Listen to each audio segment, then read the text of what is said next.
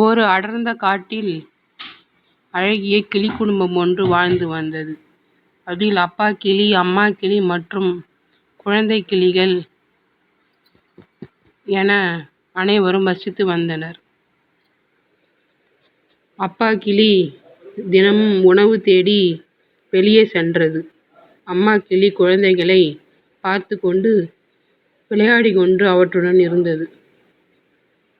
அப்போது குட்டி கிளி அம்மாவிடம், அம்மா, அப்பா ஏன் நம்முடன் இருப்பதில்லை?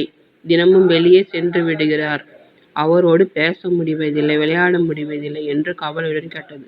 அதற்கு அம்மா கிளி, ஆமாம் கண்ணே, அவர் நமக்காக உணவு கொண்டு வர செல்கிறார். இதை பற்றி நான் அப்பாவிடம் அவர் வந்தவுடன் பேசுகிறேன். சரியா? நீ கவலை கொள்ள வேண்டாம் என்று ஆறுதல் கூறியது. மாலை அப்பா கிளி வீடு திரும்பியது. அம்மா கிளி அப்பாவிடம் தன் குட்டியின் கவலையை சொல்லி, நாளை நான் உணவு கொண்டு வர செல்கிறேன். இனி நீங்கள் 1 மாதம் வீட்டில் இருந்து பிள்ளைகளை பார்த்து கொள்ளுங்கள்.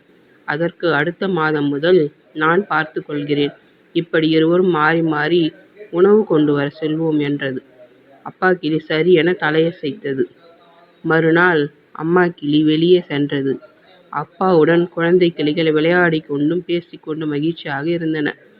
மாலை அம்மா கிளி வீடு திரும்பியது. பழங்களும் தானியங்களும் குழந்தைகளுக்கு கொண்டு வந்தது. அனைவரும் மகிழ்ச்சியாக சாப்பிட்டனர். சாப்பிட்டு முடித்தவுடன் குழந்தை கிளி அம்மாவிடம் கேட்டது, அம்மா, வேறு வித்தியாசமான பழங்கள் எதுவும் கிடைக்கவில்லையா? ஆம் கண்ணே, நான் ஒரு மரத்தில் ஒரு பழம் பார்த்து வைத்திருக்கிறேன். அவை நாளை கனிந்துவிடும். நான் கொண்டு வருகிறேன், நாம் சாப்பிடுவோம் என்று சொன்னது. குழந்தைகள் தலையசைத்தன. சரி என்று. மறுநாள் அம்மா கிளி உணவு தேடி சென்றது. மறுபடியும் அதே தானியங்களையும் பழங்களையும் கொண்டு வந்தது. குழந்தை கிளிகள் அம்மாவிடம், என்னம்மா, இன்று வித்தியாசமான பழம் கொண்டு வருகிறேன் என்று சொன்னீர்களே, ஏன் கொண்டு வரவில்லை என கேட்டன. அம்மா கிளி சோகமாக, அது பழங்கள் இல்லை பஞ்சு, அது பழுக்கவில்லை, வெடித்து சிதறிவிட்டது என்று ஏமாற்றத்துடன் சொன்னது.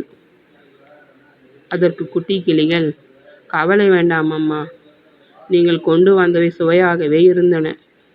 சோகம் வேண்டாம், நாங்கள் மகிழ்ச்சியாக உள்ளோம். வாருங்கள், நாம் உறங்குவோம் என்று கூறின. அனைவரும் உறங்க சென்றனர். நீதி. அன்பு குழந்தைகளே, இந்த கதையிலிருந்து ஒரு பாடத்தை கற்றுக்கொள்ளுங்கள். அறியாத தெரியாத ஒன்றின் மீது ஆசைப்படக்கூடாது. அப்படி ஆசைப்பட்டால் சில சமயங்களில் அது நமக்கு ஏமாற்றத்தை அளிக்கும். கிடைத்ததை வைத்து மகிழ்ச்சியாக இருக்க பழகிக் கொள்ள வேண்டும். சரியா?